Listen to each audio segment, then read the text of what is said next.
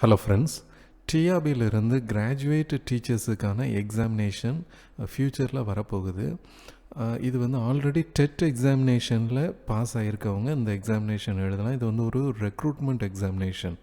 So அதில் second யூனிட்டில் இருக்கக்கூடிய ஒரு இம்பார்ட்டண்ட் டாபிக் வந்து பேக்கனோட எஸ்ஏ ஆஃப் ரிவெஞ்ச். பேக்கனோட பீரியட் பார்த்துக்கோங்க 1561 1626.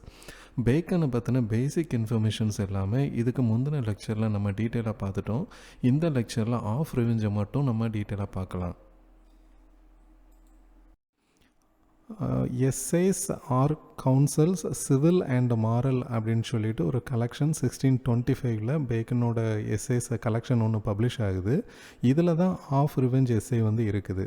அப்போ ஆஃப் ரிவெஞ்ச் எப்போ பப்ளிஷ் பண்ணப்பட்டது அப்படின்னாச்சுன்னா 1625 அப்படிங்கிற இன்ஃபர்மேஷனை ஞாபகத்தில் வச்சுக்கோங்க. இந்த எஸ்ஏயை வந்து பேக்கன் எப்படி ஆரம்பிக்கிறார் அப்படின்னாச்சுன்னா, revenge is a kind of wild justice அப்படின்னு ஸ்டார்ட் பண்ணுறாரு. இதுதான் பிகினிங் லைன். ஸோ இந்த பிகினிங் லைன்லேயே ரிவெஞ்ச் அப்படிங்கிறது ஒரு பழிக்கு பழி வாங்குறது வந்து வைல்டு ஜஸ்டிஸ் அப்படின்னு சொல்கிறாரு. அது வந்து ஒரு லீகல் ஜஸ்டிஸ் கிடையாது, ஒரு லாஃபுல் ஜஸ்டிஸ் கிடையாது. It is a wild justice, ஒரு டேஞ்சரஸான ஒரு விஷயம் அப்படின்னு சொல்லிட்டு பேக்கனோட ஸ்டாண்ட் பாயிண்ட்டை இங்கேயே மென்ஷன் பண்ணுறாரு. ரிவெஞ்ச் வந்து ஒரு மோசமான ஒரு விஷயம் அப்படின்னு சொல்லிட்டு இங்கேயே வந்து அவர் மென்ஷன் பண்ணுறாரு. ஆனால் ரிவெஞ்ச் அப்படிங்கக்கூடிய ஒரு விஷயம் வந்து ஒரு மனுஷனோட ஒரு இன்னர் நேச்சராகவே இருக்குது. நமக்கு யாராவது தப்பு பண்ணாங்க அப்படின்னாச்சுன்னா பதிலுக்கு நம்ம பழிக்கு பழி வாங்கக்கூடிய ஒரு இன்னர் நேச்சர் வந்து எல்லாத்துட்டையும் இருக்குது அப்படின்னு சொல்லிட்டு பேக்கன் சொல்கிறாரு. அதனால் இதை ஸ்டாப் பண்ணுறதுக்கு, இதை ப்ரிவெண்ட் பண்ணுறதுக்கு ஒரு நாட்டில் இருக்கக்கூடிய லா வந்து என்ன செய்யணும் அப்படின்னாச்சுன்னா இந்த மாதிரி ரிவெஞ்ச் நடக்கிறத ப்ரிவெண்ட் பண்ணணும் அப்படின்னு சொல்லி பேக்கன் மென்ஷன் பண்ணுறாரு.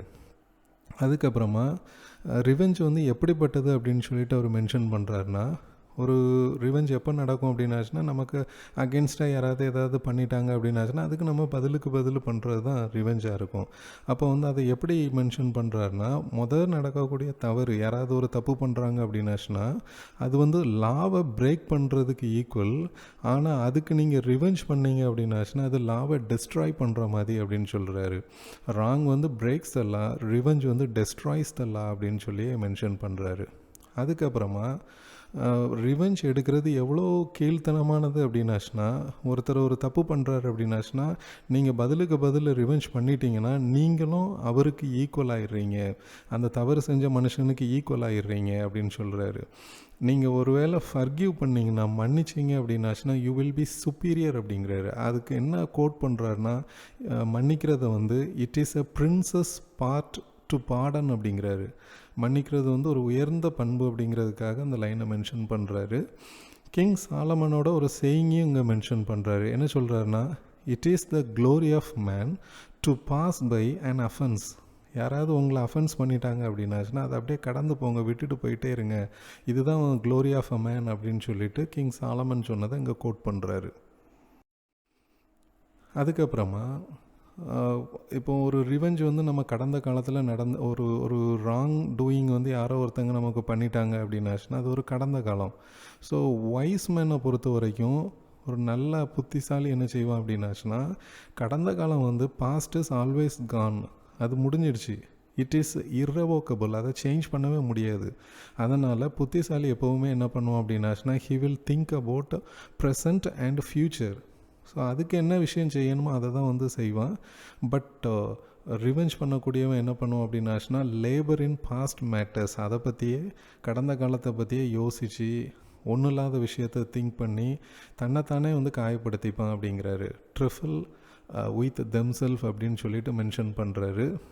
அதுக்கப்புறமா இந்த உலகத்தில் எதுக்கு தவறான ஒரு விஷயம் நடக்குது, ஒரு ராங் திங் எதுக்கு நடக்குது அப்படின்னாச்சுன்னா, no one do wrong for wrong சேக்.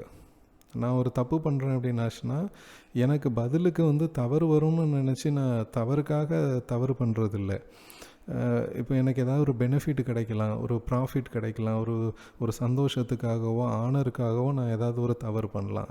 அதை ஒரு செல்ஃபிஷ் பர்சன் தான் வந்து தவறு பண்ணுவான் அப்படிங்கிறாரு. தன்னைத்தானே ரொம்ப அளவுக்கு அதிகமாக நேசிக்கக்கூடியவன் என்ன பண்ணுவான் அப்படின்னாச்சுன்னா பணம் வேணுங்கிறக்காக பணத்துக்காக ஏதாவது தப்பு பண்ணுவான்.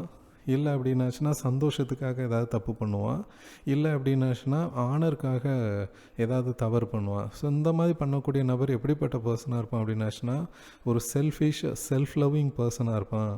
ஸோ அந்த மாதிரி இருக்கக்கூடிய ஒருத்தனை போய் நம்ம ஏன் கோவப்படணும் அப்படின்னு சொல்லிட்டு ஒரு ஜெனரஸான ஒரு பாயிண்ட்டை முதல்ல மென்ஷன் பண்ணுறாரு. ஸோ அதனால் அப்படிப்பட்டவன் மேலே நம்ம கோவப்பட்டு பழி வாங்க வேண்டிய தேவையில்லை. அவன் தப்பு பண்ணால் பண்ணிட்டு போகிறான், எதுக்கு அப்படின்னாச்சுன்னா அவனை ரொம்ப நேசிக்கிறான், அதனால் தப்பு பண்ணுறான் அப்படின்னு சொல்லிட்டு ஒன்று அப்படியே பாசிங் இன்ஃபர்மேஷனாக ஒரு ஜெனரஸாக விட்டுறாரு. ஆனால் இன்னொரு இதை என்ன சொல்கிறாரு அப்படின்னாச்சுன்னா இன்னும் சிலர் வந்து ஏன் தப்பு பண்ணுறாங்க அப்படின்னாச்சுன்னா அவங்க நேச்சரே நேச்சர்டாக இருப்பாங்க அப்படிங்கிறாரு.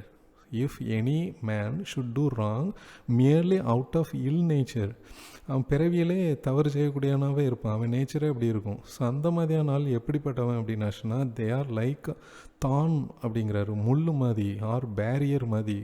ஸோ அவங்க அது என்ன தான் செய்யும் அப்படின்னாச்சுன்னா ப்ரிக் அண்ட் ஸ்க்ராட்ச், அதனோட நேச்சர் குத்த தான் செய்யும். ஸோ அதை போய் நம்ம என்ன செய்யக்கூடாது அப்படின்னாச்சுன்னா அது நேச்சர் அப்படி தான் இருக்கும். Because they can do no other thing அப்படிங்கிறாரு. முள் வந்து அதுக்கு வேறு எதுவும் செய்ய தெரியாது, அதே மாதிரி தான் நேச்சர்டு மேனும். ஸோ அவன் செஞ்சிட்டான்னு சொல்லி நம்மளும் பதில் செய்ய வேண்டிய தேவையில்லை அப்படிங்கிறாரு. ஸோ அப்போ ஒரு தப்பு ஒருத்தன் செய்கிறான் அப்படின்னாச்சுன்னா பழிக்கு பழி செய்ய வேண்டாம் அப்படின்னு சொல்லி அவர் மென்ஷன் பண்ணுறாரு. அதுக்கப்புறமா டாலரபிள் ரிவெஞ்ச் அப்படின்னு ஒரு வேர்டு அங்கே யூஸ் பண்ணுறாரு. டாலரபிள் ரிவெஞ்ச் அப்படின்னா என்னென்னா, ஒருவேளை ஒரு தவறு நடக்குது, உங்களுக்கு அநியாயம் பண்ணிட்டாங்க யாராவது, ஸோ அதுக்கு வந்து there is no law to punish, சட்டமே வந்து இல்லை அதை பனிஷ் பண்ணுறதுக்கு, அந்த தவறை லீகலாக பனிஷ் பண்ணுறதுக்கு அங்கே எதுவுமே இல்லை அப்படின்னாச்சுன்னா அந்த மாதிரி நேரம் எடுக்கக்கூடிய ரிவெஞ்சை வந்து நம்ம டாலரபிள் ரிவெஞ்சுன்னு சொல்லிக்கலாம் அப்படின்னு சொல்லி பேக்கன் வந்து கொஞ்சம் அங்கே வந்து ரிலாக்ஸ் பண்ணுறாரு. இந்த இடத்துல நம்ம ரிவெஞ்ச் பண்ணிக்கலாம், அது வந்து ஒரு டாலரபிள் அப்படின்னு சொல்லி மென்ஷன் பண்ணுறாரு. ஸோ எப்போ ஒரு தப்பு நடக்கு, அந்த தப்புக்கு வந்து லீகலாக there is no punishment for that wrong, அந்த மாதிரி நேரத்தில் ஒரு ரிவெஞ்ச் நடந்தது அப்படின்னாச்சுன்னா தட் இஸ் டாலரபிள் ரிவெஞ்ச். ஆனால் அந்த டாலரபிள் ரிவெஞ்ச் பண்ணும்போது கூட ரொம்ப கேர்ஃபுல்லாக இருக்கணும். நம்ம ரிவெஞ்ச் பண்ணிவிட்டு அதுக்கு நம்ம பனிஷ் பண்ணப்பட்டுறக்கூடாது, அதுக்கு ஒரு சட்டம் இருக்கக்கூடாது. அதாவது பழிக்கு பழி வாங்குறோன்னு போய் கொலை பண்ணிட்டோம் அப்படின்னாச்சுன்னா கண்டிப்பாக நம்மளையும் என்ன செஞ்சுருவாங்க அப்படின்னாச்சுன்னா இம்ப்ரிசன் பண்ணிடுவாங்க. ஸோ அந்த மாதிரியும் தப்பு பண்ணிடக்கூடாது. லா வந்து நம்மளை போய் பனிஷ் பண்ணிடணும், பனிஷ் பண்ணிடும். ஸோ அந்த மாதிரி ரொம்ப எக்ஸ்ட்ரீமில் போய் என்ன செய்யக்கூடாதுன்னா ரிவெஞ்ச் பண்ணக்கூடாது. ஸோ அதுக்கு என்ன சொல்கிறாருன்னா, அப்படி ஒரு வேளை ரொம்ப ஸ்ட்ரேஞ்சாக போய் ரொம்ப அதிகமாக போய் ரிவெஞ்ச் பண்ணிட்டீங்க அப்படின்னாச்சுன்னா man's enemy is still beforehand, already ஒரு எனிமி இருக்கான், அண்ட் இட் இஸ் 2 for 1 அப்படின்னாச்சுன்னா சட்டமும் உங்களை தண்டிக்கும், நீங்கள் யாரை போய் பழிக்கு பழி வாங்கினீங்களோ அவனும் உங்களை தண்டிக்கிறதுக்கு ரெடியாக இருப்பான். ஸோ அந்த மாதிரி ரிவெஞ்ச் பண்ணிடாதீங்க. என்னென்னா டாலரபிள் ரிவெஞ்ச், ஒரு லிமிட்டோடு அந்த ரிவெஞ்ச் இருக்கட்டும் அப்படிங்கிற மாதிரி ஒரு கேர்ஃபுல் அட்வைஸும் அதுக்கு கொடுக்குறாரு. அதுக்கப்புறமா என்ன மென்ஷன் பண்ணுறாரு அப்படின்னாச்சுன்னா when they take a revenge or a desirous, the party should know. அதாவது ஒருத்தன் வந்து பழிக்கு பழி வாங்குறான் அப்படின்னாச்சுன்னா யாரை பழிக்கு பழி வாங்குறானோ அந்த நபருக்கு இவனை பற்றி தெரிகிறது, நான் தான் உன்னைய பழிக்கு பழி வாங்குறேன் அப்படின்னு வெளிப்படையாக அந்த ரிவெஞ்ச் பண்ணக்கூடியதை வந்து மோர் ஜெனரஸ் அப்படிங்கிறாரு. ஏன் அப்படின்னாச்சுன்னா அந்த வெளிப்படையாக பழி வாங்குறவன் வந்து ரொம்ப கரேஜியஸ், போல்டு அப்படிங்கிறாரு. அது மட்டும் இல்லாமல் கூடுதலாக என்ன சொல்கிறாருன்னா இந்த மாதிரி ரிவெஞ்ச் பண்ணுறவங்களோட நோக்கம், அவங்களோட ஹாப்பினஸ் எதில் இருக்கும் அப்படின்னாச்சுன்னா அவங்க அதை ஹர்ட் பண்ணுறதுல இருக்காது, அந்த தப்பு செஞ்சவனை திருந்துறக்காக பண்ணக்கூடிய ரிவெஞ்சாக தான் அது இருக்கும் அப்படின்னு சொல்கிறாரு. ஆனால் ரொம்ப ரொம்ப கீழ்த்தரமான கிராஃப்டி கவர்டு கோலை மட்டும் என்ன செய்வோம் அப்படின்னாச்சுன்னா they are like arrow that flieth in the air dark அப்படிங்கிறாரு. இருட்டுக்குள்ளேருந்து ஒரு ஆரோவை விட்டால் எப்படி இருக்கும், அந்த மாதிரி யார் பழிக்கு வாங்குறா, பழிக்கு பழி வாங்குறா, எதுக்கு பண்ணுறானே தெரியாமல் ஒரு மறைஞ்சிருந்து தாக்கக்கூடியது வந்து ரொம்ப பேஸ் ஆக்டிவிட்டி அப்படின்னு சொல்லி மென்ஷன் பண்ணுறாரு. அதுக்கு வெளிப்படையாக பழிக்கு பழி கூட வாங்கிட்டு போயிடலாம், that is a more generous. ஆனால் மறைஞ்சிருந்து பண்ணுறது வந்து it is like arrow in the dark அப்படின்னு சொல்லிட்டு கவர்ட் ஆக்டிவிட்டி அப்படின்னு சொல்லி மென்ஷன் பண்ணுறாரு. அதுக்கப்புறமா காஸ்மஸ் அப்படிங்கிறக்கூடிய ஒரு டியூக்கோட சேயிங்கையும் ஜோபோட சேயிங்கையும் இங்கே கோட் பண்ணுறாரு. என்ன அப்படின்னாச்சுன்னா, காஸ்மஸ் வந்து ஃப்ரெண்ட்ஸ் வந்து ஒரு வேளை ஏதாவது தப்பு பண்ணிட்டா அதை வந்து மன்னிக்கலாமா வேண்டாமா அப்படிங்கிறத காஸ்மஸோட சேயிங் ஒன்று சொல்கிறாரு. என்னென்னா, should not forgive the treacherous activities of friend அப்படின்னு சொல்லிட்டு அவரோட ஸ்டாண்ட் பாயிண்ட் அங்கே பேக்கன் மென்ஷன் பண்ணுறாரு. என்ன அப்படின்னாச்சுன்னா, பைபிளை பொறுத்த வரைக்கும் you shall read that we are commanded to forgive our enemies. எதிரிங்களை மன்னிங்க அப்படின்னு சொல்லி தான் பைபிளில் இருக்க தவிர, but you never read that are commanded to forgive our friends அப்படின்னு சொல்லிட்டு பைபிளில் எங்கேயும் நண்பர்களை மன்னிங்கன்ட்டு இல்லை, எனிமிஸை மன்னிங்கன்னு தான் இருக்குது. அதனால் நண்பர்கள் தவறு செய்கிற பட்சத்தில் அவங்கள மன்னிக்க வேண்டாம் அப்படிங்கிற மாதிரி காஸ்மஸோடைய ஒரு கோட் அங்கே மென்ஷன் பண்ணுறாரு. அதுக்கப்புறமா ஜோபோட இதை பேரலாக கொஞ்சம் ஆப்போசிட்டாக என்ன மென்ஷன் பண்ணுறாரு பேக்கன் அப்படின்னாச்சுன்னா, ஜோப் என்ன சொல்கிறாருன்னா, shall we take good at God's hand. கடவுளோட கையிலிருந்து நல்ல விஷயங்களை நம்ம பெற்றுக்கிட்டே இருக்கோம். ஒருவேளை நமக்கு கெடுதலும் வந்துடுச்சு அப்படின்னாச்சுன்னா கடவுள்கிட்ட இருந்து அதை நம்ம ஏன் வாங்க முடியாதா? அதையும் நம்ம அக்செப்ட் பண்ணி தான் ஆகணும்.